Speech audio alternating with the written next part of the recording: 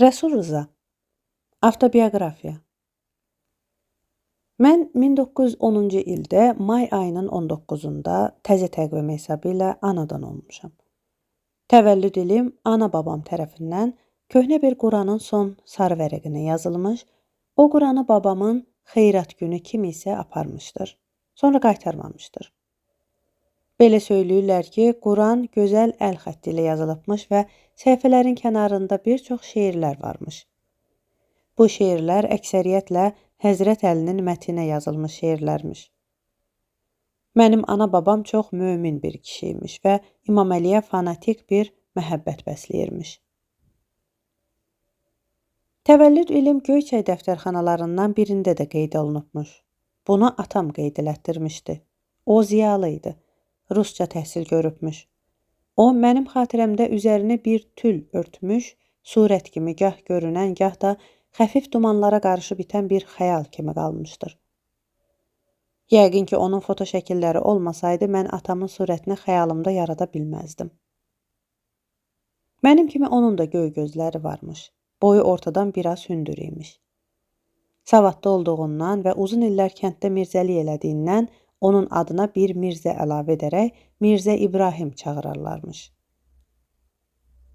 5 qardaş içərisində öz işgüzarlığı, biliyi, səyi və bacarığı ilə ayrılan İbrahim, atasının Məhəmməd ağanın zamanına görə varlı bir adam olduğuna baxmayaraq çətin bir həyat keçirtmişdi.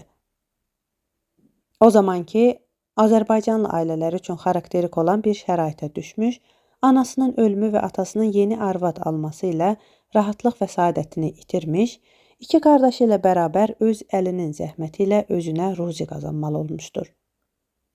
Təhsil və elmə olan böyük həvəslə ağır bir şəraitdə oxumağını davam etdirərək, o zaman geridə qalmış bir qəsəbə şəraitində böyük müvəffəqiyyət sayılan 7 illik təhsilini bitirmiş, kargüzarlıq və dilmançılıq vəzifəsində çalışmağa başlamışdır.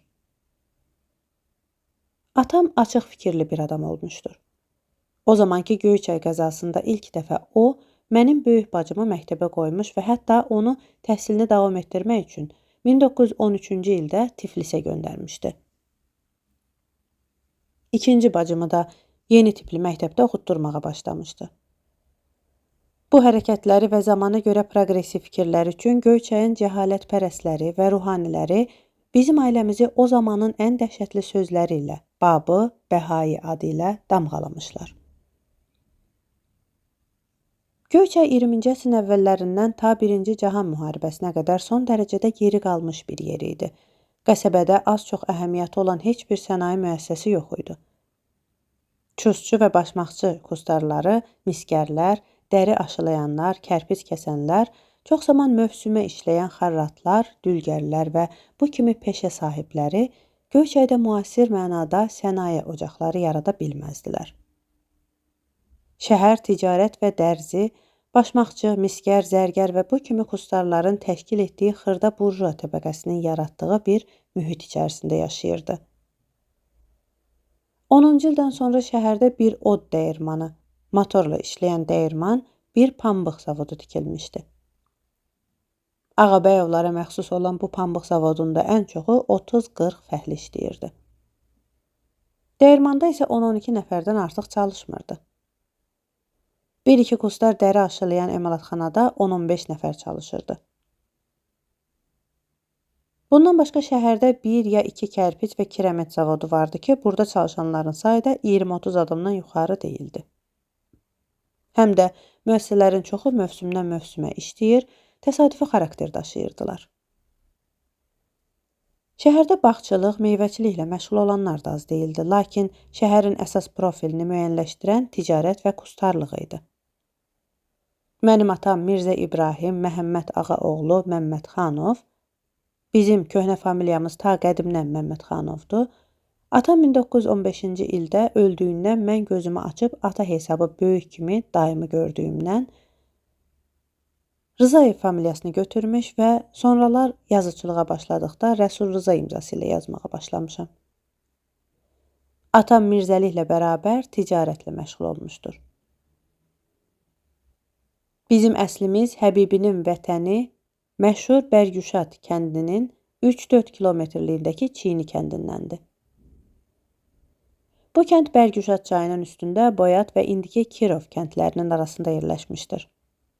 Kəndin inqilabdan əvvəlki halını, oradakı məişət tərzini, insanların xarakter və fəaliyyətini təsəvvür etmək istəyənlərə Nəcəf bəy Vəzirovun Müsibət-i Fəxrəddin pyesini bir də oxumağa tövsiyə edə bilərəm. Eyni hadisələr, eyni əxlaq və anlaq normaları bu kənddə hakimdir. Bu qədər desəm kifayətdir ki, mənim bibim oğlanlarından biri Bakıda təhsil alırmış.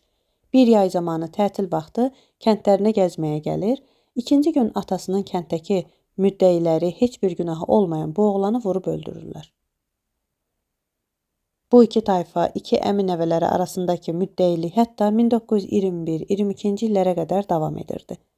Buna baxmayaraq kənddən ziyalılar da çıxmış və bir çox savadlı adamlar Göyçay, Ağdaş, Gəncə və Bakıda təhsil alıb müəllimlik və s. müxtəlif mədəni işlərlə məşğul olmuşlar. Bizim ulu babamız Məmməd xan bu kənddə yaşamış və o zamanki xırda feodallardan biri olmuşdur. Onun təbiətən çox sərt, zalım adam olduğu və yalnız başqalarına qarşı deyil, öz ailəsinə, arvad uşaqlarına qarşı da çox amansız olduğu haqqında kənd qocaları arasında müxtəlif rəvayətlər var. Bəlkə də bunlar əsasən həqiqət olan faktların ağızdan ağıza bəzənib inkişaf etmiş şəklidir. Mən ilk yazıçılıq təcrübəsinə başladığım illərdə yazdığım Dilarə hekayəsində bu zalım babamın obrazını vermişəm. Anam Qarabağın Daradolaq obasındandır. Onun ana tərəfi Qarabağlı, ata tərəfi Cənubi Azərbaycanlıdır. Ana babam təxminən 80-ci illərdən Göyçəyə gəlib orada yaşamışdır. İlk uşaqlıq dövrümü qayda-qanun sevən və uşaqlarını yeni üsulda tərbiyə etmək istəyən atamın nəzarət altında keçirtmişəm. Lakin mən 6 yaşıma girəndə atam öldüyündən anamın və sonralar əmimin və nəhayət gənc dayımın nəzarət altında qalmışam. 6 yaşında məktəbə getmişəm.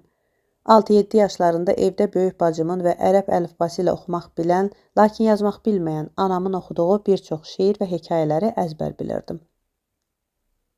Evimizdə ta atamın sağlığından Azərbaycanca Molla Nəsrəddin jurnalı və rusca Niva Probujdeniya jurnalları, o zaman çıxan bir sıra qəzet və jurnallar alınırdı. Bizim evə Molla Nəsrəddin jurnalının gəlməsi də atamı babilikdə təqsirləndirmək üçün ruhani və qara güruha bir əsas vermişdi. İndi fikirləşdikdə, xatirələrimi aradıqda, könlümə düşən ilk şeir şəfəqlərinin anamdan gəldiyini aydın görürəm. Anamın şeir təbi varmış. Bunu o zamandan qalma 3 şeirinin əlyazması təsdiq edir. Anama ancaq oxumaq öyrədib yazmaq öyrətmədiklərindən o şeirlərini əzbərdən deyər, atam yazarmış. Bu şeirlərin sayı 10-a qədər varmış. İndi qalan yalnız 3 şeirdir. Bu şeirlər maarifçilik, elm, mədəniyyətə çağırış xarakteri daşıyır. O zaman Tiflisə oxumağa gedən böyük bacım Kübra üçün anamın yazdığı şeir çox xarakterikdir. Qızım, elm oxu, elmsizlik yamandır. Ki olma elmsiz ay balam, sən amandır. Əgər salsalar boynuna cəhl ipini, qırıb tulla, qalsa sənə çox ziyandır. Onun hərdən qərib axşam qaranlıqlarında, xüsusilə mənim yadımda qalan atamın ölümündən sonra, evimizin qabağından axan çayın sularına həmahəng olaraq mızıldadığı şeir parçalarının böyük Füzulinin kədər və möhnət dolu sətirləri olduğunu, Natavanın şeirləri olduğunu mən sonradan başa düşdüm. O zaman mən bu şeirləri dinlədikcə gah anamın balağına qısılıb ağlayar, gah da anama yalvarardım ki, onları təkrar etsin, mən əzbərləyim. Görünür ki, bu zamanlar qəlbimdə şeirə oyanan his get-gedə qüvvətlənmiş və çox tez məndə şeir yazmaq həvəs oyatmışdır. Atam sağlığında güzəranımız pis keçməmişdi. Lakin atamın ölümündən sonra bir gəlir mənbəyi olmadığından ehtiyat get-gedə azalmış və nəhayət ehtiyac bütün amansızlığı ilə qapılarımızı döyməyə başlamışdır.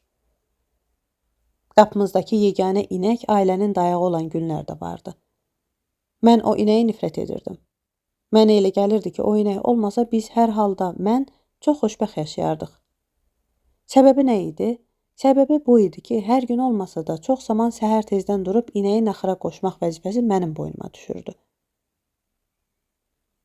Hər dəfə səhər gün yenicə çırtlamış, məni səsləyib oyadanda dünya gözümə bir zindan görünərdi. Günlər, aylar ötürdü. Mən tezdən durmağa öyrənə bilmirdim. Ancaq ən maraqlısı budur ki, səhər güc-bəla durub qızıl inəyi qabağıma qatıb, şəhərin şimal tərəfindəki düzə çıxanda təmiz hava, yaz vaxtı çiçəklərin qoxusu, quşların civiltisi o qədər mənə təsir edirdi ki, sabah mütləq özüm duracam deyə özümə söz verirdim. Lakin ertəsi gün bütün əhvalat yenidən təkrar olunurdu. Yenə məni çağırırdılar, yenə dünya gözümə dar görünürdü. Məktəbdə mən yaxşı oxuyurdum. Demək olar ki, bütün dərslərdən əla qiymət alırdım. Sonralar 2-ci dərəcəli məktəbdə 6-cı sinifdən riyaziyyat məni yaman sıxışdırdı. Bütün hesab, fizika, həndəsə sahəsindəki elmlərlə barışmaz düşmən oldum. Mənə elə gəlirdi ki, bu elmlər xüsusilə cəbir, yalnız və yalnız adamın ömrünü zəhərləmək, gen dünyanı mənim başıma dar eləmək üçün düzəldilibdi. Təbiidir ki, sonralar bu elmlərə diqqət vermədiyimə, onları yaxşı öyrənməməyimə çox peşman oldum. Bəlkə də o zaman bu elmlərə məndə həvəs oyadan yaxşı bir müəllim olsaydı, mən indi çox sevdiyim astronomiya sahəsində bir mütəxəssis olardım. 7-ci, 8-ci sinifdə bizə riyaziyyat dərsi deyən cavan bir müəllim gəldi. Mənim riyaziyyata həvəsim olmadığı kimi, onun da tələbəyə təsir edə bilmək qabiliyyəti yox imiş. Bu qeydlər sistemsiz və xronoloji cəhətdən nöqsanlı olacaqdır. Yadıma düşən şeyləri qeyd edirəm. 50 yaşlı bir adamın yaddaşı isə o qədər də etibarlı bir əsas deyil. İbtidai təhsilimi Göyçayda 1-ci dərəcəli məktəbdə almışam. Bu məktəbin binası ortadan bir mərtəbəli, hər iki tərəfdən isə 2 mərtəbəlidir. Bu məktəb o zamanki şəhər bulvarının yanında idi. Mənim təhsilim sistematik olmamışdı. Mən ağıllı başlı ali məktəbdə qurtarmamışam. 1931-ci ildə eksternlə Azərbaycan Dövlət Elmi Tədqiqat İnstitutuna imtahan verib, aspirantlığa qəbul olmuşam. Bundan qabaq 1927-29-cu illərdə Tiflisdə Zaqafqaziya Kommunist Darülfünunun kooperasiya kursunda oxumuşam. Bir dəfə, ili yaxşı yadımda deyil, ya 24 ya 25-ci ilin yanvarında Gəncə Sənaye və Ziraət Texnikumunda oxuyan anamın bibisi nəvəsi və mənim uşaqlıq yoldaşım qış tətilinə Göyçəyə gəlmişdi. O, oxuduğu məktəb haqqında maraqlı şeylər danışırdı. Məndə böyük bir həvəs oyandı. Söz arası deyim ki, məndə uşaqlıqdan tez həvəşə düşən və beynimə düşən bir şeyi necə olur olsun tez həyata keçirmədən dincəlməyən narahat bir xarakter vardı. Deyəsən, indi də onun müəyyən əlamətləri hələ qalmışdır. Bibim oğlunun, mən Əlmərdan adlı bu yaşıdımı elə çağırardım, söhbətləri məni elə alışdırmışdı ki, gecələr yata bilmir, gündüzlər rahat ola bilmirdim. Nəhayət, anamı, dayımı razı saldım, tətildən geri qaydan bibim oğluma qoşulub Gəncəyə getdim. Məktəb tələbələri qışın ortasında məktəbə girmək üçün gəldiyimi bilib təəccübləndilər. Bəziləri də istehsa ilə sənin üçün xüsusi yer saxlayıblar deyib məni pərt eləmək istədilər. Mən isə yeni maraqlı bir dünya olan bu məktəbin tələbəsi olmaqdan başqa heç bir şey düşünmürdüm. Ayrı-ayrı tələbələrin şübhə və zarafatları daha da qərarımı möhkəmləndirdi. Məni təhsil müdirinin yanına apardılar. O məni dinlədi, ancaq bir cümlə ilə cavab verdi. Qəbul vaxtından 5 ay keçib. Bu sərt cavabdan sonra danışmağın yeri yox idi. Otaqdan çıxdım. O zaman Gəncə Sənaye və Ziraət Texnikumunun müdürü Nemanzadə Ömər Faiq idi. Mən bu adam haqqında çox eşitmişdim. Onun məşhur Molla Nəsrəddin jurnalının görkəmli xadimlərindən olduğunu bilirdim. Aldığım birinci rədd cavab zərbəsindən sonra özümü itirmədim. Oturub, məktəb müdürü Ömər Faiqin adına bir ərizə yazdım. Yadımdadır. Bu ərizə çox sentimental və pafoslu bir dildə yazılmışdı. Burada böyük arzu, yeganə ümid, millətin saadəti, xalq yolunda fədakarlıq kimi sözlər mümkün qədər bəzəkli və təntənəli bir şəkildə işlənmişdi. Əgər mən məktəbə qəbul olunmasam, bütün ümidimi yeganə oğlunun gələcəyinə bağlamış zavallı bir ananın gözlərində sönəcək, sevinç qığılcımları üzümə gülən saadət günəşinin üstünü örtəcək, ümidsizlik buludları və bu kimi bugün də bəzi yazıçıların yüksək stil hesab etdikləri cümlələr vardı. Ərzəni verdim. Həyata çıxdım. Uşaqlardan bir çoxu böyük fasilə zamanı ətrafıma toplaşıb mənə təsəlli verirdilər. Birdən kimsə mənim adımı çağırdı. Oturduğum kötüyün üstündən cəld qalxdım. Müdir məni yanına çağırırdı. Ömər Faiq alçaq boylu, üzü çopur və sərt, göy gözlü bir adam idi. Onu çox nadir hallarda gülən görərmişlər. Mən dərin bir həyəcan keçirdirdim. Müdürün birinci sözü bu oldu. Bunu özün yazmısan? Bu sualda nə hədə, nə məhəbbət, nə də ürəkverici bir şey vardı. Bəli, çox xahiş edirəm, Faiq əfəndi, dedim. Qarşımdakı sərt zəhimli üz elə bil yavaş-yavaş əridi və onun yerində yeni, mehriban bir sifət əmələ gəldi. Faiq yox, Ömər Faiq, dedi, gülümsündü. Sonra əlavə etdi. İlin bu vaxtında adam oxumağa gələrmi? Mən indicə bütün ümidlərimin yıxılıb bərbad olacağını düşündüm. Faiq əfəndi, mənim geri yolum yoxdur, dedim. İlk təəssürat məni aldatmamışdı. Daxili bir hissin təsiri ilə yumşalıb, mehribanlaşan üzdə mən verilmiş qərarı oxudum. Müdir, bu yazıya görə səni məktəbə götürəcəm, dedi. Sonra onun qaşları çatıldı, üzünün ifadəsi biraz sərtləşdi. Cingiltili bir səslə əlavə elədi. Ərizəndəki bəzək düzəyi, ahsarı bir yana atsaq, görünür ki, səndə ədəbi istedad var. Məktəbə qəbul olundum. İlk məktubu anama yazdım. Bir həftə əzablı intizardan sonra cavab aldım ki, mənim məktəbə qəbul olunduğumu böyük bir məmnuniyyətlə qarşılayıbdır. Məktubda təkrar deyilirdi. Bax, axıracan oxu, bizdən nigaran olma, bir təhər dolanarıq. Nə badə məktəbi buraxıb icazəsiz gələsin. Yazıq anam, axı hamıdan artıq o məni tanıyırdı. Bir-iki həftə keçməmiş darıxmağa başladım. Ədəbiyyat və coğrafiya dərslərindən başqa qalanlar hamısı məni incidir, sıxırdı. Evimiz könlümə düşmüşdü. Gecələr yataqxanada yorğanı başıma çəkib xısın-xısın ağlayırdım. Ən çox ürəyimi göynədən anam idi. Mən çox anacanlı idim. 3 ya 4 ay idi oxuyurdum. Bir hadisə mənim məktəblə vidalaşmama səbəb oldu. Məktəbin dram dərnəyi yadımda deyil, hansı piyesi isə tamaşaya qoymuşdu. Mən nökər rolu oynuyordum. Mənim ağam məktəb yoldaşlarımdan hündür boylu, zorba qollu və son dərəcə qaba zarafat edən bir nəfər idi. Səhnədə cərəyan edən hadisəyə görə o məni vurub qovmalı idi. Səhnədə ağamla üz-üzə gəldik. Qoçaq gücü gəldikcə mənə bir şillə ilişdirdi. Bu onun aləmində zarafat imiş. Mən o axşamdan sonra özümü pis hiss etməyə başladım. Bir neçə gündən sonra qulaqlarım batdı, heç bir şey eşitmirdim. O karlıq biraz da bəhanə ilə məktəbdən qurtarmaq, evə getmək arzusundan doğurdu. Nəysə, bir neçə gündən sonra mən Ucar stansiyasında paravozdan düşüb faytona mindim. Gəncədən Ucara paravozun yan tərəfindəki meytancada gəlmişdim.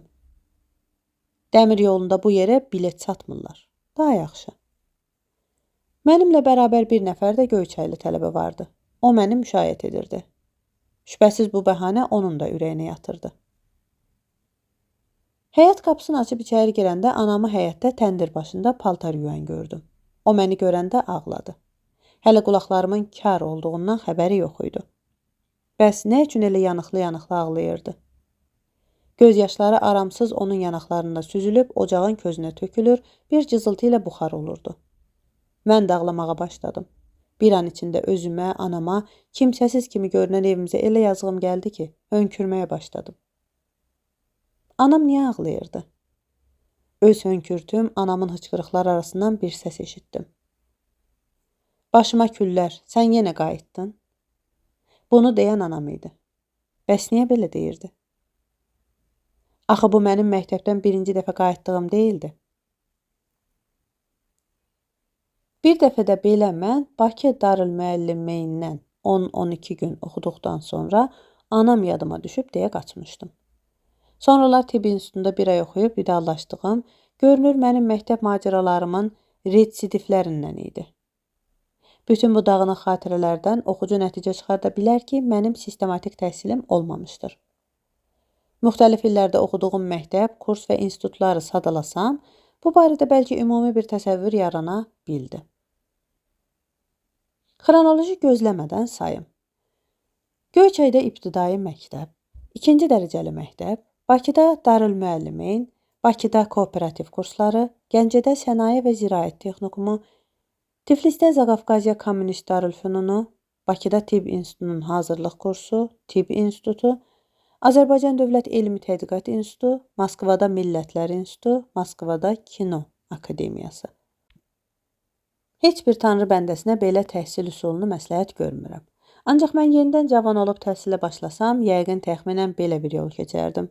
Bircə kooperativ kurslarından başqa. 1924-cü ildə komsomola girmişəm. Həmən il maaşlı işləməyə başlamışam. Maaşlı deyirəm çünki ictimai işlərdə keçirdiyim günlərin sayı hesabı yoxdur. Xor dərnəklərində, dram dərnəyindən tutmuş iməclik, metal toplamağa qədər hər işdə yoldaşlarımdan geri qalmazdım. Bizim düzəltdiyimiz dram dərnəyində Şekspirdən başlamış Cəfər Cabbarlı, Hüseyn Cavidə qədər onlarla dramaturqun əsərləri oynanırdı. NEP illərində Göyçayda çoxlu xırda dükançılar vardı. Onlar hökumət naloqundan çox teatr biletindən qorxurdular. Komsomollar bilet satır deyəndə onlar 100 bəhanə ilə dükandan qaçmağa tələsirdilər. Biz şəhərə çıxıb bilet satırdıq. Çox zaman bu bilet almaq istəməyənlər haqqında meyxanalar düzəldib səhnədə onlara rüsvə edirdik. Odur ki, açıq-açığına biletdən imtina edənlər az olurdu.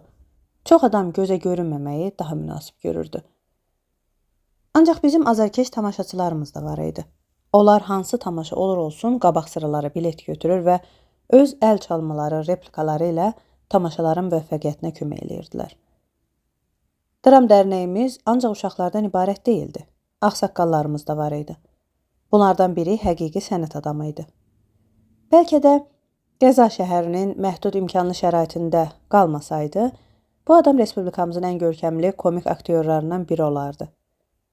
Mən indi onun oynadığı bu rolları necə incə və təravətli bir yumor, həqiqi bir icadçı kimi oynadığını xatırlayanda bu qərara gəlirəm ki, tanınmadan, talantını nümayiş etdirə bilmədən, rayon şəhərinin bir küncündə məhv olub gedən bu adamın simasında səhnə sənətimizin ən böyük istedadlarından birini görürük.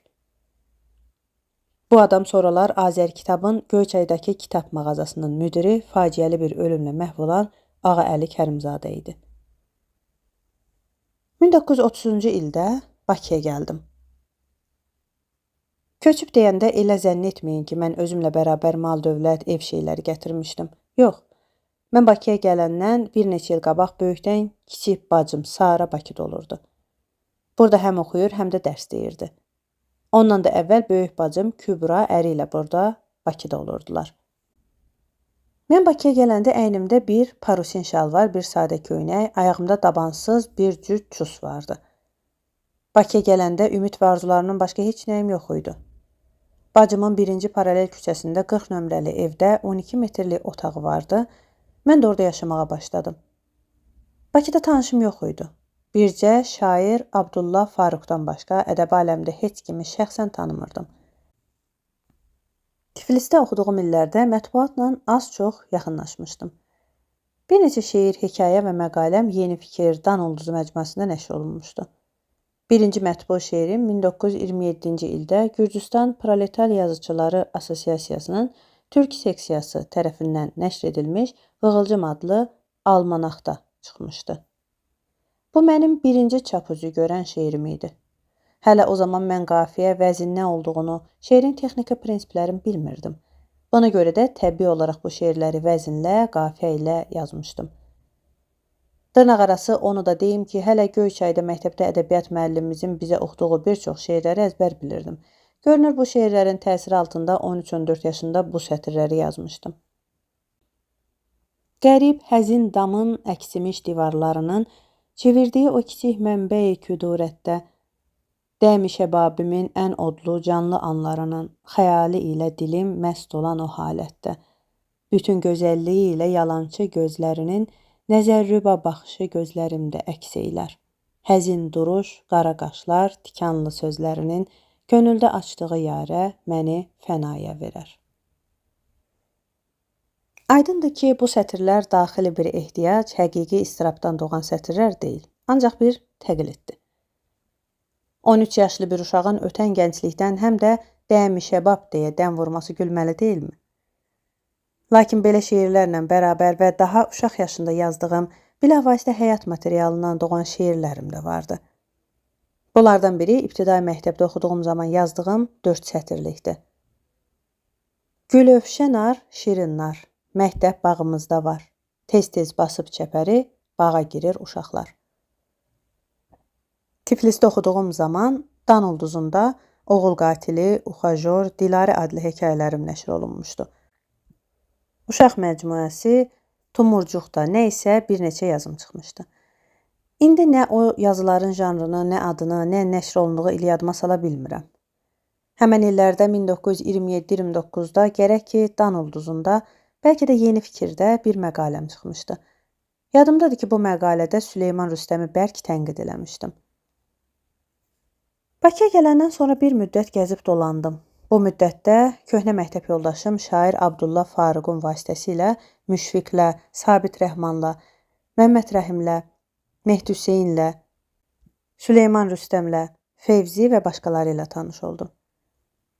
Daha sonra Cəfər Cabbarlı, Arif, Mikail Rəfili, Hüseyn Cavid, Seyid Hüseyn, Əli Nazimlə tanış oldum. O zamanlar mən həyata çox aktiv bir münasibət bəsləyirdim. Hər şey məni maraqlandırırdı. Öz aramızda deyim ki, elə bilirdim, hər şeyi bilirəm bircə riyaziyyatdan başqa. Doğrusu riyaziyyatı bilmədiyimi çox yaxşı bilirdim.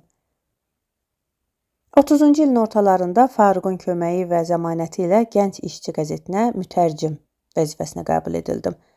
Yenə də öz aramızda qalsın, 30-cu ildə mən ruscanı çox pis bilirdim. Adi sözləri dəqiqələrlə lüğətdə axtarırdım. Rus dilinin alfabet düzülüşünü bilmədiyimdən lazım olan sözləri tapmaqda çox çətinlik çəkirdim. Mən rusca təhsil görməmişəm. İbtidai məktəbdə rus dili dərsi həftədə bir dəfə olurdu. Bunun da demək olar ki, adı var idi. Doğrudur, evimizdə böyük bacılarım, atam ruscanı yaxşı bilirlərmiş. Lakin bundan mən o qədər də istifadə etməmiş, yaxud edə bilməmişdim. Tiflisdə dərslərimiz rus dilində keçirdi. Demək olar ki, müəllim dediklərinin 50-60%-ni mən başa düşmür, bir çox şeyləri təxmini bir şəkildə anlayırdım. Mən rus dilini Bakıda həm də mütaliə yolu ilə öyrəndim. Sistematik təhsilin olmaması indi də öz təsirini göstərir. Mən rusca demək olar ki, babat danışır, oxuyur, hətta yazıram da, ancaq hərdən rus dilinin sintaksis və qrammatika qanunları məndən rəncidə qalırlar. Burada yeri gəlmişkən bir şey qeyd edim. Bəzən iclaslarda rus dilində çıxış edərdim. Bir gün belə bir çıxışdan sonra tribunadan düşüb yerimdə oturdum. Mərhum Hüseyn Cavid də zaldaydı. Yığıncaqdan sonra mənə yanaşdı. Çox gözəl rusca danışırsan, dedi. Mən bu sözü Caviddən sonralar da ayrı-ayrı təsadüflərdə eşitməsəydim, onu bir zarafat sayardım. Lakin sonralar söhbətlər zamanında o mənə bu fikri təkrar-təkrar söylədi. Mən inandım ki, mənim rusca biliyim ona doğrudan yüksək bir mərhələ kimi görünür. Bunu da əlavə edim ki, bu hadisə təxminən 1932-33-cü illərə aiddir. Gənc işçi mənim üçün bir növ ədəbi universitet oldu. Bu Komsomol qəzeti bir növ ədəbi gənclik klubuydu. Burada biz görüşər, əsərlərimizi bir-birinə oxuyar, münaqişə və mübahisələr edərdik. Mən tez bir zamanda ədəbi mühitlə qaynayıb qarışdım. Hətta bir neçə müddət sonra Asfanda mərhum Ruhullanın sədrliyi ilə, yanılmıramsa Leninin əsərlərindən olunmuş tərcümələr müzakirə edilərkən, mən cəsarətə gəlib bəzi iradlar da tutdum. Ruhullah bir neçə dili gözəl bilən, xüsusilə ruscanı doğma Azərbaycanca kimi bilən bir adam, bu iradlara çox ciddi yanaşdı və öz iddialarının düzgünlüyünü Cəlil Məmmədquluzadədən gətirdiyi misalla isbat etməyə başladı. Biz tərcümədəki o ki qaldı sözləri ilə başlayan cümlələrə etiraz edirdik. Bu ruscadakı "что касается" sözlərinin demək olar ki, mexaniki tərcüməsidir deyirdik. Ruhullah Ölülər əsərindən O ki qaldı mənkuhatın müəzzəm faydalarına cümləsin misal gətirib dedi ki, komsomollar, icazə verin mən bu məsələdə Mirzə Cəllə daha artıq inanım, dedi. Hamı gülüşdü, mən yenə əvvəlki fikrimdə qaldım. 31-ci ilin əvvəllərində şairə Nigar Rəfibəyli ilə tanış olduq. O zaman özgə bir adamın şeirini Nigarın adına çıxaraq onu bərk tənqid etmişdilər. Bu tənqid bir kampaniya halını almışdı. Həm də bu tənqidin əsas atəşi ədəbi aləmdən deyil, ayrı-ayrı o zamanki vəzifəli şəxslərdən gəlirdi. Sonra məlum oldu ki, şeir başqa bir adam tərəfindən yazılıb və Nigarə heç bir təəllüqü yoxdur. Faktı ona görə yazıram ki, axına uyub bir neçə yazıcı yoldaşlarımla bərabər şairəyə qarşı yazılan məqalələrdən birinə mən də qol çəkmişdim. Deyirlər ki, çəkişməsən, bərkiməzsən. Bu hadisələr bizi yaxınlaşdırdı. Sənət və həyata baxışlarımızda ümumi cəhətlər aşkara çıxdı. Nigarın bir şairə olaraq sağlam ruhlu, vətəni, xalqını ürəkdən sevən bir adam olduğunu görəndə mən doğrusu qəlbən sevindim. Çünki ilk tanışlığımızdan o mənim xoşuma gəlmişdi. Mən ona necə təsir bağışladığımı bilmirəm. Yəqin ki, bu təsir mənfi olmamışdır, yoxsa bizim yollarımız ayrılar və başqa səmtlərə gedə bilərdi. Nə qədər qəribə görünsə də xatirimdə qalan budur ki, ilk vaxtlarda biz ondan iki gənc arasında təbii olan eşqdən deyil, məhəbbətdən söhbət edər və qızğın mübahisələrdə çox zaman vaxtı, yeməyi, istirahəti də unudardıq. Bəli, biz məhəbbətdən danışardıq. Lakin bu məhəbbət sözünü mən şərh etməliyəm. Bu məhəbbət şeirə, ayrı-ayrı əsərlərə, yazıçılara, musiqi, rəssamlıq, heykəltaraşlıq ustalarına olan məhəbbət və nifrət idi. Dəfələrlə mübahisəmiz amansız bir şəkil alır, küsüşür və əlbəttə barışırdıq. Deyirlər, insan ünsiyyəti bir sapa bənzəyir ki, qırılıb, düyünləndikcə aradakı məsafə azalır. Bizim bir-birimizə olan hörmət və məhəbbətimiz, aramızdakı ünsiyyət get-gedə daha yaxın, daha qüvvətli olurdu. Lakin bu küsüşmələrdən sonra barışmalar bizim əlaqə və münasibətlərimizdə heç bir düyün əmələ gətirmədi. İndi ilk tanışlığımızdan 30 ildən artıq və evləndiyimizdən 25 il keçdiyi halda yenə də ədəbi münaqişə və mübahisələrimiz kəsilməmişdir. 5 il nişanlı qalandan sonra 1937-ci il fevralın 11-də evlənmişik. Adətən yazdığımız şeirləri indi də bir-birimiz oxuyuruq. Oxuduğumuz yeni əsərlər, ayrı-ayrı şeirlər, hekayələr, romanlar və başqa sənət əsərləri haqqında söhbət edir, fikir söyləyir, gah ümumi bir rəyə gəlirik, gah da hərə öz fikrində qalır. Mən bir şair, həm də həssas, mərd, yaxşı yazıcı olan, ətraflı təhsil görmüş bir şairə ilə ailə qurduğum üçün xoşbəxtəm. Mənim ən səmimi, sadiq və amansız tənqidçim evdə, ocağımın başındadır. Elə vaxtlar olur ki, yazdığım bir şeir ev redaksiyası kollegiyası tərəfindən kəskin tənqid olunur və uzun mübahisə və münaqişədən sonra bütün müdafiə vasitələri qurtarmış şəkildə şeiri yenidən işləməli olur. Oğlum Anar da universitetin filoloji fakültəsinin tələbəsi, həm də gənc bir hekayəçi və tənqidçi kimi bu rəsmi elan olunmamış ev red kollegiyasının üzvüdür. Bu demək deyil ki, mənim müvəffəqiyyətsiz bu və ya başqa şeirim bu red kollegiyanın məsuliyyətsizliyi, liberallığı və ya güzəşti nəticəsində meydana çıxır. Yox. Axı mənim razılaşdığım hallar olduğu kimi, bu ev red kollegiyasından xəbərsiz çap elədiyim əsərlər də olur. Bir də gənclər eşitməsin, bütün yazılan əsərlər ancaq gözəl əsər olsaydı nə vardı ki, nəinki bizim kimi adi ədəbiyyat həvəskarı, dahi yazıçıların da qələmindən zəif əsərlər çıxan vaxt olur. Nəysə, bu nəzəriyyəçilərə aid bir sahədir. Yaxşı budur ki, çox dərinlərə getməyək. Mənim 4 bacım vardı. Böyüyü Kübra Əfəndiyeva, həkim, indi Bakı şəhər 1-ci uşaq xəstəxanasının müdürüdür. Ondan kiçiyi Sara Məmmədxanlı, həkim, sonra Surə Məmmədxanlı, nəşriyyatda redaktor, kiçik bacım Turə, arxitektor, 10 il bundan qabaq bir nadan həkimin qurbanı oldu. Uşaq üstə vəfat etdi. Biz hamımız onu bir son beşik kimi çox istəyirdik. Sağ qalmış oğlan uşağı indi musiqi məktəbində oxuyur. Onu hər görəndə gözlərim gülür, ürəyim ağlayır. Hər görəndə anasını xatırladığım üçün bağrıma basır, sonra onun oğlumu bir ölümə səbəb olduğu üçün kədərlənirəm. Atamın ölümündən sonra bir neçə il əmim bizim ailəmizi saxlamışdır. Yazıcı Ənvər Məmmədxanlı həmin bu əmmin oğludur. Biz Ənvərlə həm də xala oğluyuq. Ən çox bizim ailəmizin və şəxsən mənim qayğımı çəkən dayım olmuşdur. Dayım Məmməd Hüseyn Rzayev ancaq ibtidai təhsil almışdı. Uşaqlıqdan özü yetim qalmış, təxminən 20 yaşlarının da bizim ailəmizin qayğısını çəkməli olduğundan təhsilini davam etdirə bilməmişdi. O əskərlik çəkmiş, komissar, partiya işçisi, rayon partiya komitəsi katibi, kukla teatr müdürü, savxoz direktoru və bu kimi vəzifələrdə işləmişdi. Sistematik təhsili və ali savadı olmadığına baxmayaraq, Azərbaycan və rus dillərini yaxşı bilirdi. Öz-özünə təhsil almaq yolu ilə fransızcanı da babat öyrənmişdi. Yadımdadır, böyük bacımla fransızca danışar, kiçik hekayə və şeirləri Azərbaycancaya ya ruscaya tərcümə eləyərdilər. Böyük bacım Tiflisdə Zavedeniya Svetoy Neni məktəbində fransızca öyrənmişdi. Dayımın indi məndə olan bir qovluğunda müxtəlif illərdə yazdığı şeirlər, hekayələr, kiçik formalı pyeslər vardır. Onun yarımçıq qalmış bir roman da vardı. Bu romanın müəyyən hissələrini mən oxumuşdu. Məndə materiallar içində bu roman yoxdur.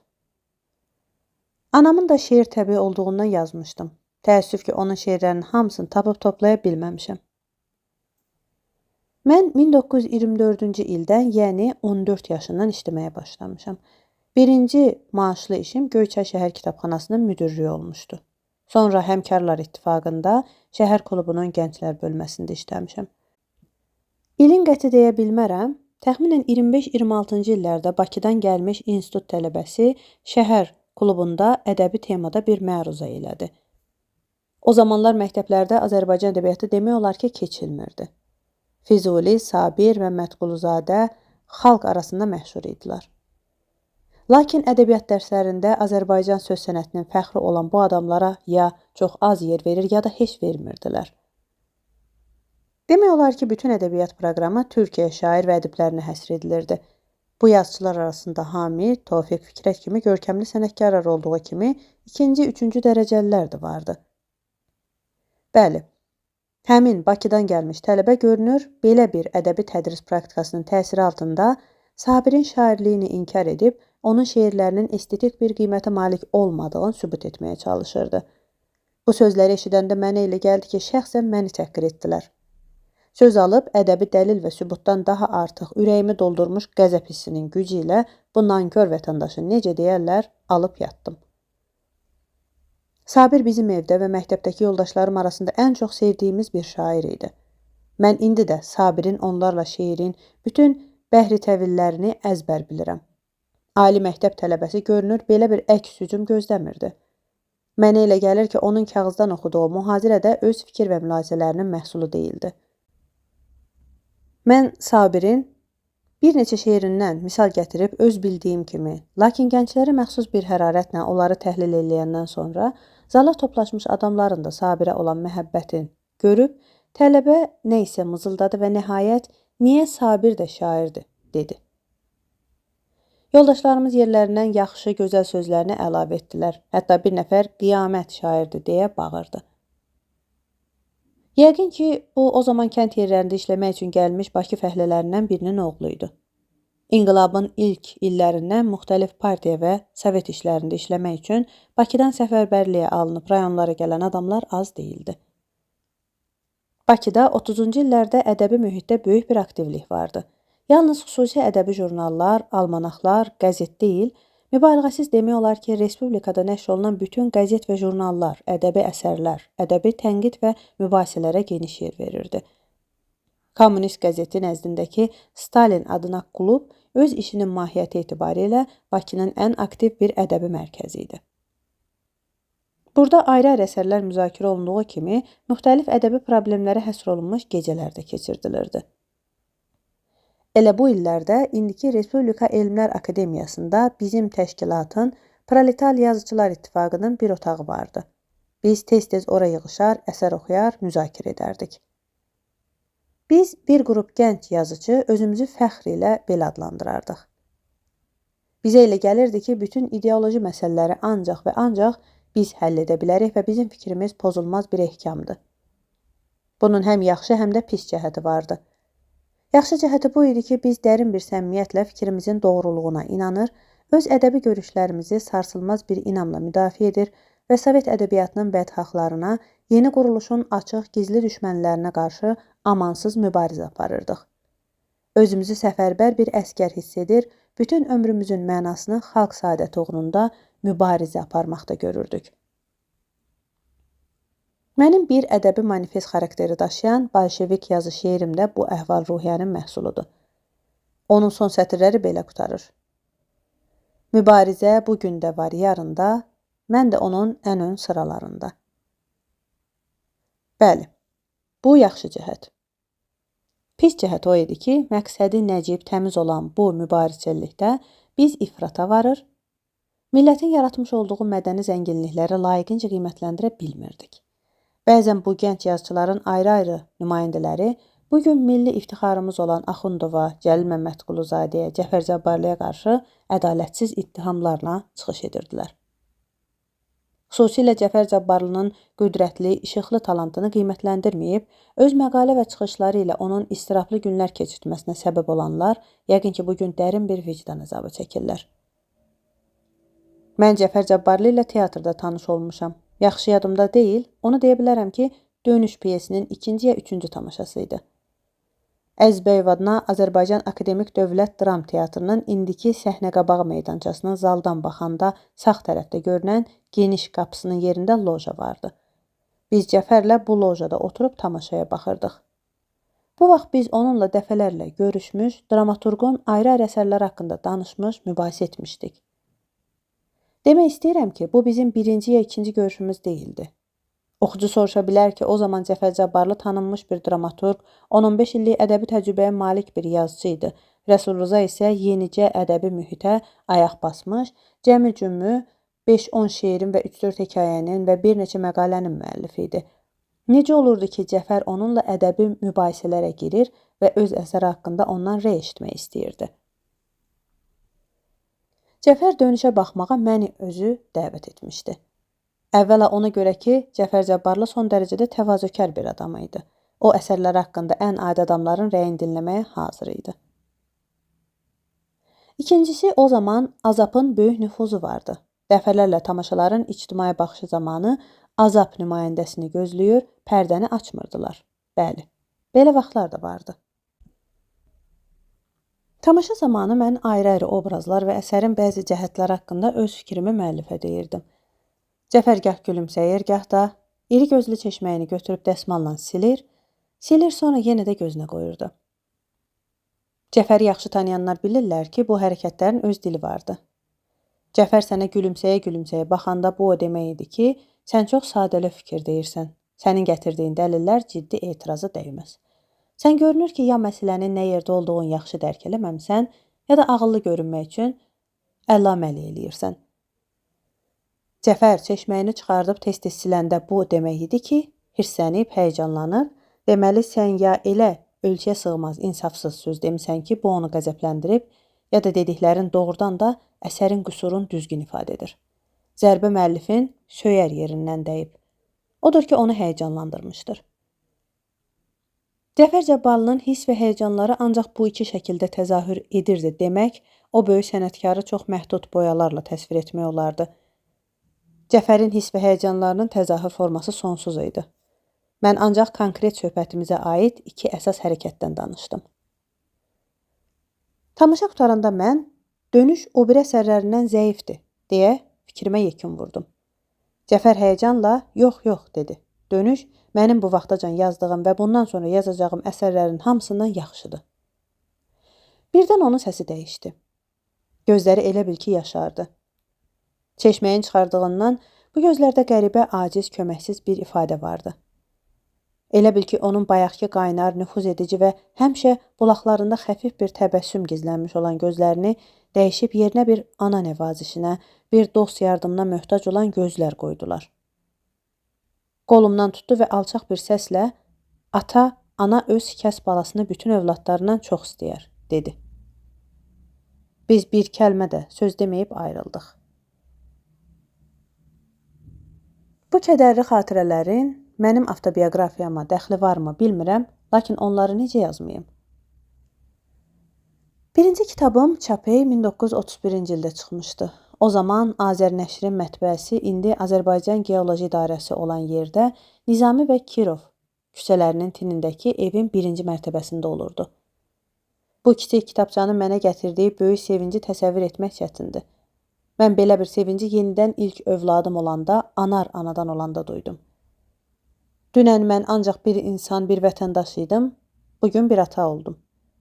Küçə ilə gedəndə mənə elə gəlirdi ki, bugün 1938-ci il martın 15-də artıq bir gündür ki, mənim ata olduğumu hamı bilir. Belə bir hiss, Çapey kitabının ilk nüsxəsini mətbəədən götürüb küçəyə çıxdığım zaman mənə hakim idi. Çapey adlı ilk şeirlər kitabım Çin xalqının azadlıq uğrunda apardığı qəhrəman mübarizəsinə həsr edilmişdi. Kitaba daxil edilmiş bolşevik yazı şeiri mənim şairlik kredom idi. Bu şeir estetikçilik əleyhinə çevrilmişdi. Şeirin forması yeni idi. O, sxolastik şeir formasından azad, yeni səpkidə yazılmışdı. Mən inanırdım ki, klassik və xalq poeziyası irsindən istifadə edərək irəli getmək, indiyə qədər olanları təkrar etməmək lazımdır. Axı, klassik olmuş formalar konkret tarixi şəraitdə işlənib yaranmışdır. Poeziyanın dilini isə xalq yaradır, inkişaf etdirir və zənginləşdirir. Xalqın yaradıcılıq dühası yaşayır, yeni forma, yeni söz ehtiyacı həyatın öz tələbidir. Yeri gəlmişkən onda deyim ki, bəzi tənqidçilərin təkidlə dediklərinin əleyhinə olaraq Azərbaycan poeziyasının yeni formaları hardansa kənardan gəlməyib, yazılı və şifahi xalq poeziyasının zəngin, tükənməz mənbələrindən qaynayıb qalxmışdır. Bəli, ilk şeir kitabım verdiyi sevinci ifadə etmək çətindir. Bir də belə sevinci mən 1927-ci ildə Tiflisdə nəşr olunan Qığılcım adlı ədəbi almanaxda birinci şeirimi görəndə duymuşdum. Sonralar yalnız Azərbaycanca deyil, başqa dillərdə onlarla kitabım çıxdı. Təəssüf ki, qəlbim ilk kitabın sevincinə bərabər bir həyəcan keçirtmədi. Mənim rus dilində ilk dəfə şeirim Tiflisdə 1928-ci ya da 29-cu ildə Zarya Vostokada çıxmışdı. Şeirin adı Komsomolçular idi. Təəssüf ki, bu şeirin Azərbaycancası itmişdir. Bilmirəm, bəlkə də o zaman Yeni Fikir ya Dan Ulduzunda çap olunmuşdu.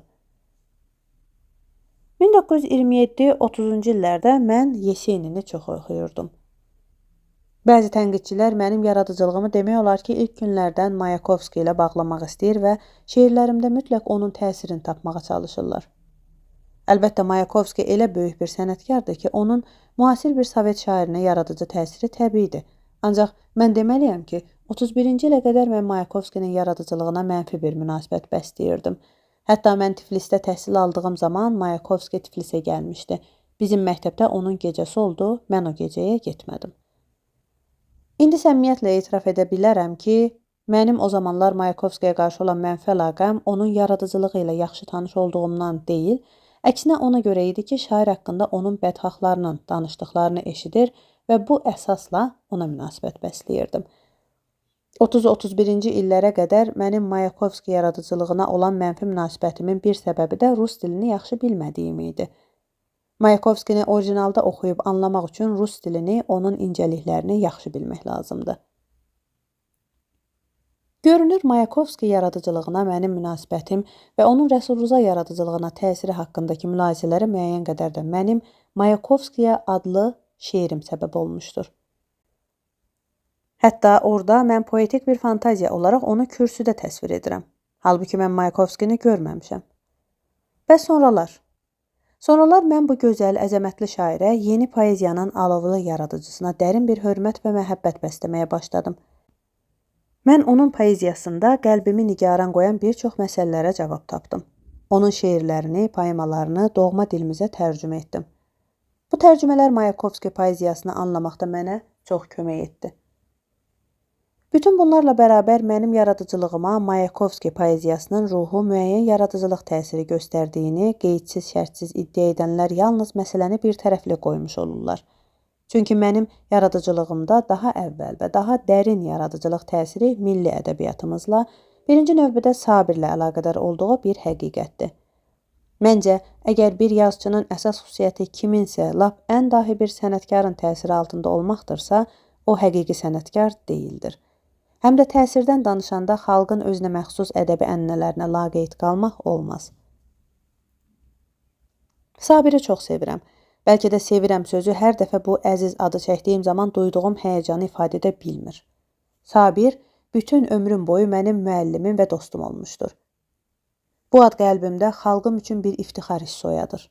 Onun şeirlərində elə cəsarət, elə mətanət, elə kədər, elə ağrı, elə təsir gücü var ki, bəzən heyrət edirsən.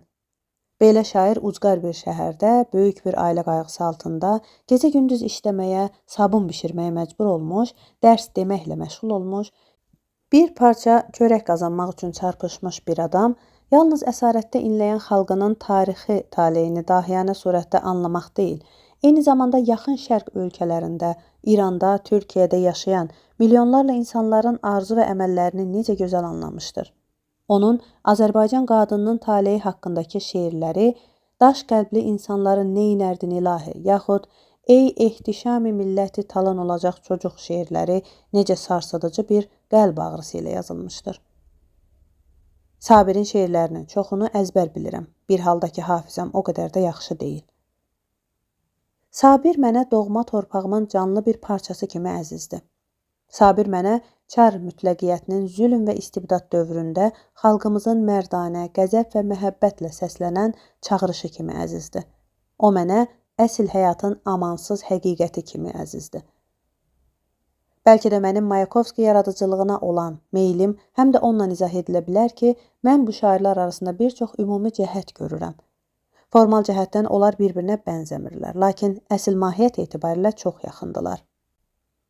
Şeirin ifşa qüvvəti, xalqın taleyi ilə əlaqədar olan heç bir şeydə güzəştə getməmək, internasionalizm, öz yaradıcılığını şuurlu surətdə geniş xalq kütlələrinin malı etmək arzuları, mövzu və ifadə vasitələri seçməkdə həqiqi novatorluq.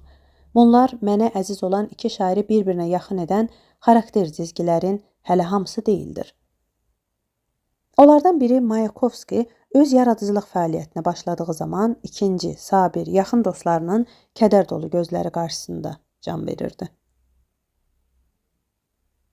Yazıcı müəyyən ictimai və tarixi şərait daxilində inkişaf edir. Doğma xalqının progressiv bədii ənənələrinə arxalanmayan, milli zəmindən ayrılmış adam əsl həqiqi sənətkar ola bilməz. Bizdə çox zaman təsir məsələsi bayağılaşdırılır. Hər yazıcının mütləq başqa yazıcının təsiri altında olduğu iddia edilir. Yazıcının əsərlərinin orijinal cəhətləri silinib atılır. Bu, ədəbi təcrübədən istifadə etməyin rol və əhəmiyyətini inkar etmək təşəbbüsü deyildir. Yox, qətiyyən. Ancaq öyrənmək də var, öyrənmək də. Bir yaradıcı öyrənmək var ki, bu şəxsi yaradıcılıq mənliyinin mahiyyətini aşkara çıxartmağa kömək edir. Bir də kör-köranə təqlid yolu var ki, burada yazıcı yalnız oxuyub yadında saxladığı özgə fikri ilə zəngin ola bilər. Yaşıtlarım olan yazıçılar arasında mən Mikail Müşfiq ilə çox yaxından bağlıydım. Müşfiq yaradıcılığının çiçəkləndiyi bir dövrdə 1937-ci ildə facianə məhv oldu. Biz Müşfiqlə yalnız dost deyildik, eyni zamanda yaradıcılıq işi ilə bağlıydıq. Biz Lermontovun Demon əsərini Yevgeni Onegindən Tatyananın məktubunu bir yerdə tərcümə etmişdik. Müşfiqi mən namuslu, çox prinsipial, yaradıcılıq məsələlərində ciddi və tələbkar bir insan kimi tanıyırdım. Bir neçə il bundan qabaq mən Müşfiq haqqında Qızıl Gül olmayaydı adlı poemamı çap etdirə bildim. Poemanı bitirəndən 5 il sonra. Poemada bəzi ədəbiyyat xadimlərindən danışmışam. Bu adamların adı çəkilmədiyinə baxmayaraq, poema çap olunandan sonra hərə özünü tanıdı. Haqqında məhəbbətlə danışılanlar da bu poemada özünü tanıdı, o ağır imtahan günlərində bədxahlıq edənlər də. 1941-ci ilin iyun ayı. Azərbaycanın qədim şəhəri Şamaxı. Nəsil-nəsil gözəl şairlər, alimlər, memarlar, musiqiçilər, sərkərdələr yetişdirmiş torpaq. Biz bir qrup şair bura Lermontovun ölümünün 100 illiyinə həsr edilmiş təntənəli ədəbi gecə keçirtməyə gəlmişdik. Yay kinoteatrının böyük salonu ağzına qədər doluydu. Şeirlər, nəğmələr oxunur, yerli və mərkəzdən gəlmiş aktyorlar tamaşa göstərir, rəqs edirdilər. Məşhur Şamaxı şərabı mədrəsə içilir, axşam yeməyi yeyilirdi. Müsamerə gec qurtardı. Ürəyimiz fərəhli idi. Yatmaq istəmirdi. Şəhərin boş küçələrini dolaşır, ayın solğun işığına qərq olmuş yollardan keçirdik. Həyatda çox istirab çəkmiş, Şamaxılı ölməz şair Sabiri xatırlayırdıq. Onun şeirlərindən danışırdıq. Qüssənin, qəmin, hikmətə, ağrının güclü bir qüdrətə, istirabın mərdlik və cəsarət ölçüsünə çevrildiyi Sabir şeirindən söhbət gedirdi.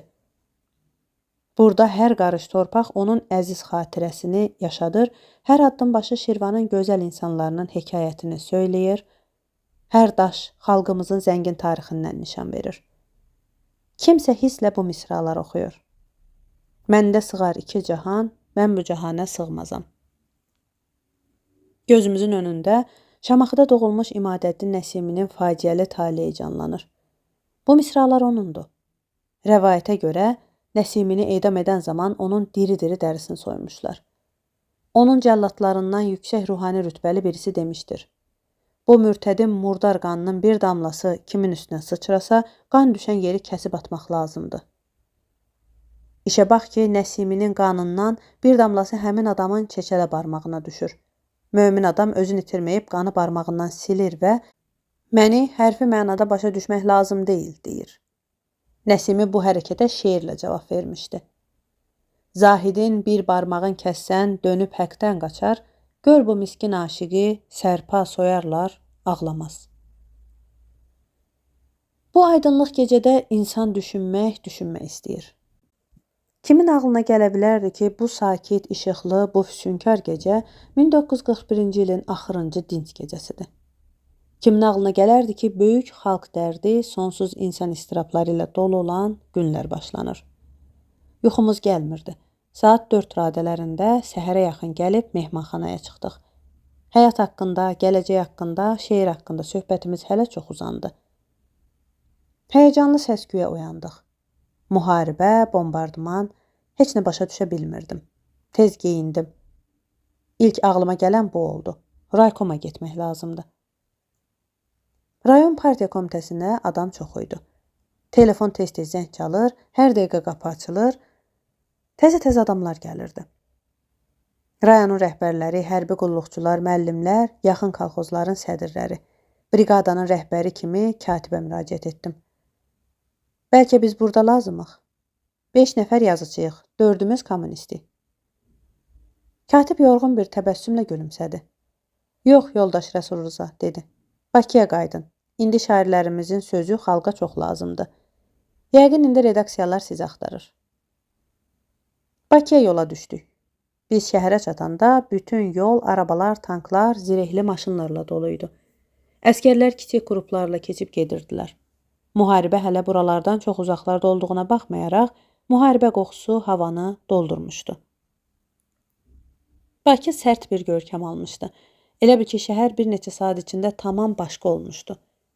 Əgər şəhər haqqında belə demək olarsa, bir neçə saat içərisində Bakı elə bil yaşa dolmuş, kişiləşmişdi.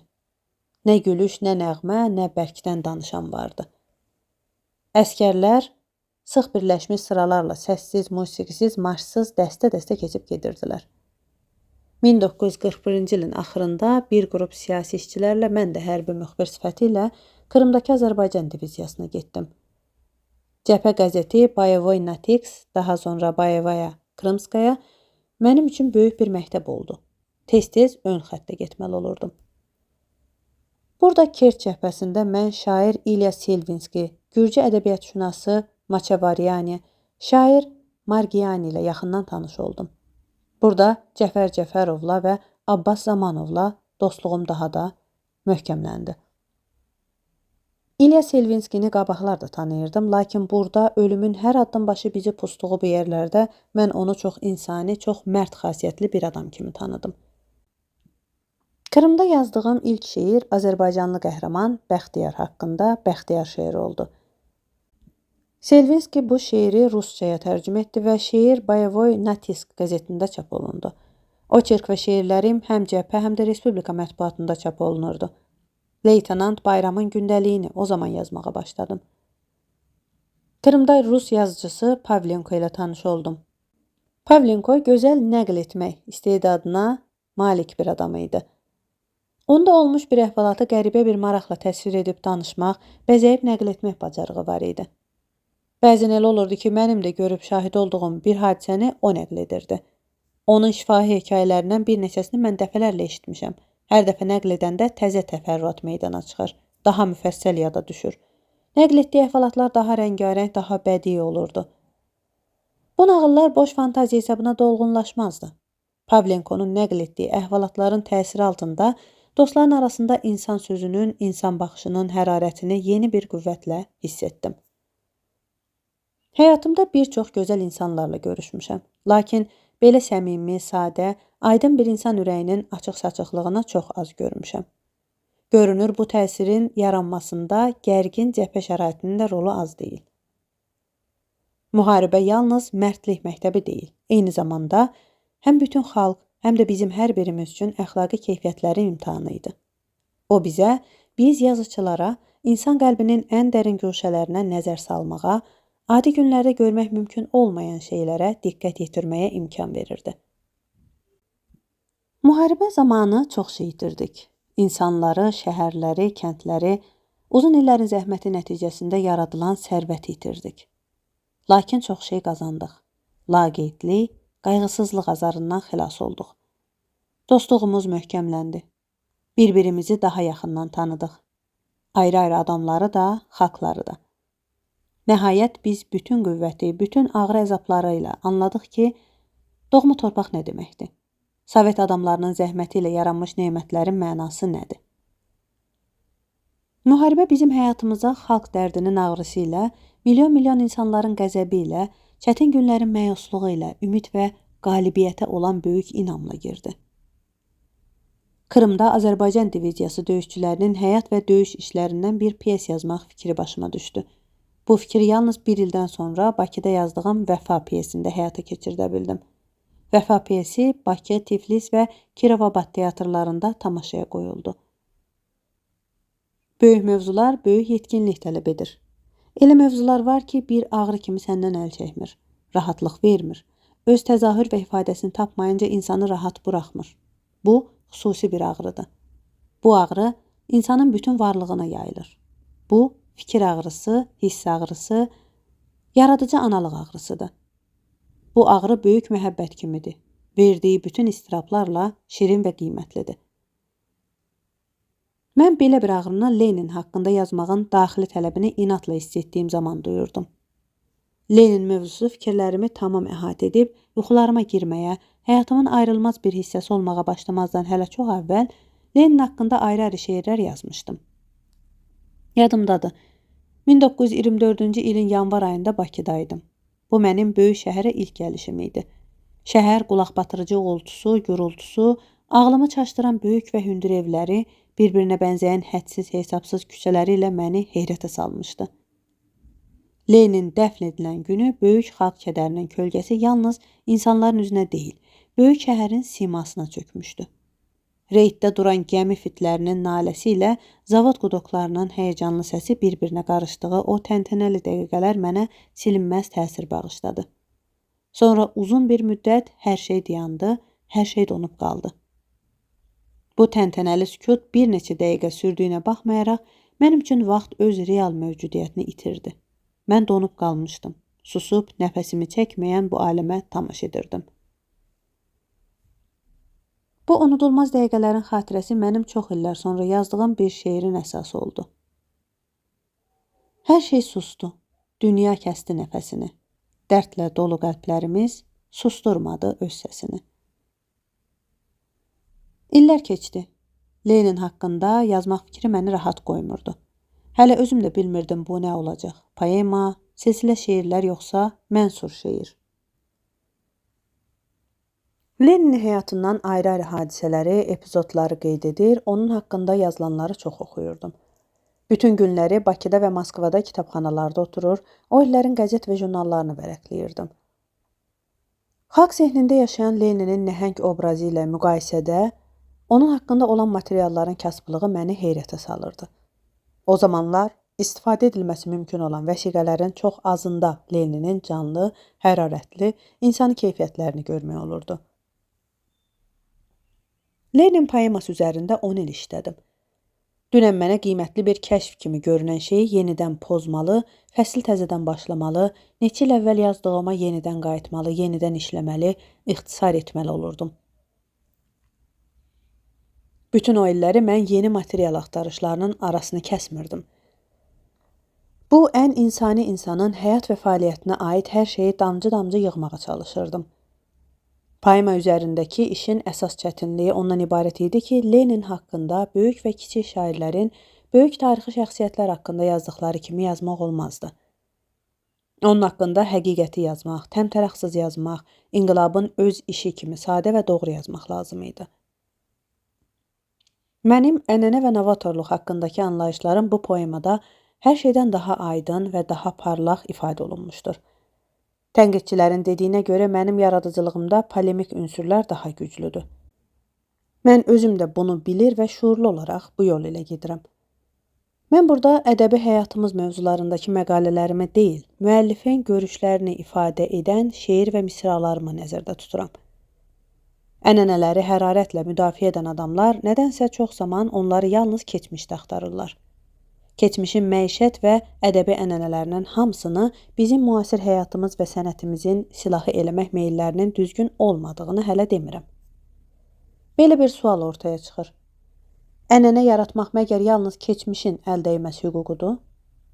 Nə üçün bizim keçmişdən qat-qat maraqlı və zəngin olan həyatımız yeni ənənələr yarada bilməz və yaratmamalıdır? Milli kolorit, şeirin üslubu və cümlələri haqqında da həmin sözü demək olar. Belə düşünmək ki, millətlər nə yarada bilərlərsə artıq yaratmışlar, sənətdə milli xüsusiyyət isə çoxdan tapılmışdır, burada axtarmalı bir şey yoxdur, məncə tamamilə səhvdir. Bizim həyatımızda müxtəlif xalqların həyatının bu qədər bir-birinə yaxından bağlı olduğu bir dövrdə, bu xalqların böyük tarixi əməlləri birgə mübarizədə həyata keçirdikləri bir zamanda, onlar elə xasiyyətlər kəsb edirlər ki, milli olduqları halda əvvəlkindən daha çox beynəlmiləl ünsürlər daşıyırlar. Milli xarakterin elə cəhətləri meydana çıxır ki, keçmişdə başqa ictimai-iqtisadi şəraitdə bu cəhətlər meydana çıxa bilməzdi. Bütün bunları nəzərə almadan ənənələri, koloriti və dili inkişafdan məhrum olan, dəyişməyən cansız bir şey kimi qəbul etmək doğru deyil. Bəzi yazıçılarımız, tənqidçilərimiz, oxucularımız bəzən söz yaradıcılığına ona görə etiraz edirlər ki, bu və ya digər söz xalqda yoxdur. Bu adamlar unudurlar ki, xalqın dili bir gündə yaranmayıb, arası kəsilmədən inkişaf edir. Sözlər ayrı-ayrı adamlar tərəfindən uydurulur. Məhz ayrı-ayrı adamlar tərəfindən. Çünki bir insan kollektivinin yaxud bütün bir xalqın yığışıb bir yerdə söz icad eləməklə məşğul olduğunu təsəvvür etmək çox çətindir. Sözləri ayrı-ayrı adamlar icad edir, bu sözlər həyata girir, hamı tərəfindən qəbul olunur ya unudulur. Nə üçün indi dillərin formalaşıb inkişaf tapdığı bir zamanda lazım gəldikdə həyatın yeni hadisələrini ifadə etmək üçün yeni söz yaradılmasın? Axı dillərin yetkinləşməsi prosesi indi də gedir. Məlumdur ki, söhbət söz oyunbazlığından getmir. Dilə fikir və hisslərinin ifadə etməsi vasitəsi kimi yaradıcı münasibət bəsləmək haqqında gedir. Mən öz yaradıcılığımda burada söylənən prinsiplərə sadiq olmağa çalışıram. Əlbəttə, müvəffəqiyyətsizliklər də olur, lakin onlar isbat edir ki, bu sahədə hələ çox inatla və diqqətlə iş görmək lazımdır. 30 illik yaradıcılığımda mən orijinal əsərlərimlə yanaşı bir çox tərcümələr etmişəm.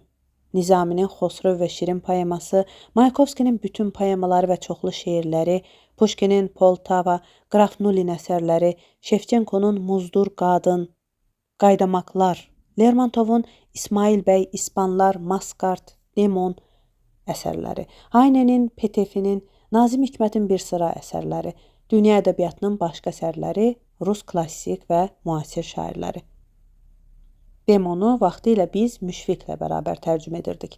Sonralar məlum hadisələr nəticəsində mən həmin poemanın tərcüməsini əsaslı surətdə dəyişməli oldum ki, nəşri mümkün olsun. Ədəbi fəaliyyətin müddətində 40-dan artıq kitabın çap edilmişdir. Şeirlərimin tərcüməsi SSR xalqlarının dillərində olduğu kimi həm də İngilis, Fransız, Alman, İspan, Çex, Polyak, Macar, Ərəb, Fars, İndoneziya, Monqol dillərində də vardır. O zaman yazıram ki, yazmaya bilmirəm.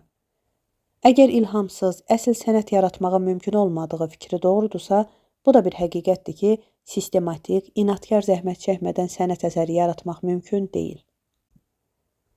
Boş bir işdən ötürü yaradıcılıq əməyindən ayrılanda bunu daha kəskin hiss edirəm. Sonra günlərlə, həftələrlə öz yoluna düşə bilmirsən. Yaradıcılıq işi həyatımı narahatlıq, əzab və sevinci ilə doldurub. Nə olar? Əgər əzab çəkir, sevinir, həyəcan keçirirəmsə, demək yaşayıram. 16 xarici ölkədə olmuşam. Cənubi Azərbaycanın Təbriz, Xoy, Mərənd, Sarab, Ərdəbil şəhərlərində və Rəzaiyədə olmuşam. Türkmənistan, Özbəkistan, Tacikistan, Ukrayna, Moldaviya, Latviya, Ermənistan, Gürcüstan respublikalarının paytaxtlarında və bir çox şəhərlərində olmuşam. Leninqradda 6 dəfə, Moskvada isə 100 dəfədən artıq olmuşam. Bir dəfə bütün ailəmlə bərabər Moskvadan gəmi ilə Volqada səyahətə çıxıb Astraxana qədər gəlmişəm. Bir dəfə yenə də bütün ailəm və Ənvər Məmmədxanlı ilə bərabər Rusiya gəmisində Batumidən Odessaya və oradan da Batumiyə səyahət etmişəm. Azərbaycanın elə bir rayon mərkəzi yoxdur ki, oranı görməmiş olam. Doğma respublikamızın bir çox yerlərini qarış-qarış gəzmişəm. Hazırda Füzuli poeması, Cəfər Cabbarlı haqqında kiçik bir poema, bir sıra lirik şeirlər üzərində işləyirəm. 2 orijinal pyesim Əzizbəyov adına Azərbaycan Dövlət Akademik Dram Teatrında oynanmışdır. Birinci pyesim Vəfa, Gəncədə və Tiflisdə də oynanmışdır. Azərbaycan Dövlət Akademik Teatrının mənim tərcüməmdə Rəqs müəllimi pyesi də oynanmışdır. Hələ sağ sökəl və canıma girmiş bir sıra azarlarla diabet, hipertoniya, ekzema və s. mübarizə edərək yaşayıb yaratdığım üçün yazdığım bu avtobiografiyaya nöqtə qoymuram. Kim bilir, bəlkə ömür vəfa etsə, yaxşı əsərlər yazdım.